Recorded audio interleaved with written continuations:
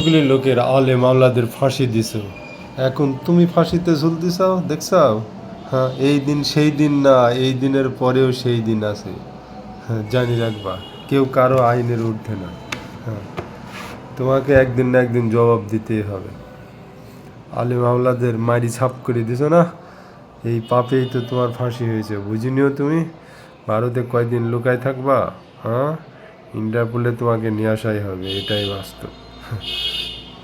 তোমার কেস বেশি, বিডিআর বিদ্রোহী, শাপলা চক্কর, যুদ্ধাপরাধীর অন্যায়ভাবে ফাঁসি দেবে। মতিউর রহমান নিজামীকে ফাঁসি না দেওয়ার জন্য 12টা দেশের রাষ্ট্রনায়করা ফোন পর্যন্ত করেছে, তারপরেও কাউকেই মানে বাল দেওয়াও গুণো নাই। এখন কি অবস্থা দেখো, তোমার তো ফাঁসি নিশ্চিন্ত।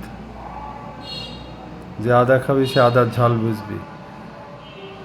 বৈষম্য ছাত্রদের 10,000 মেরেছ, শাপলা চক্কর, বিডিআর বিদ্রোহী, আরও প্রচুর মামলা আছে। এইভাবে ক্ষমতায় টিকে থাকা যায় না, তোমার শাস্তি ভোগ করতে হবে। আরও কবরে যায় তোমাদের কত শাস্তি আছে জানো?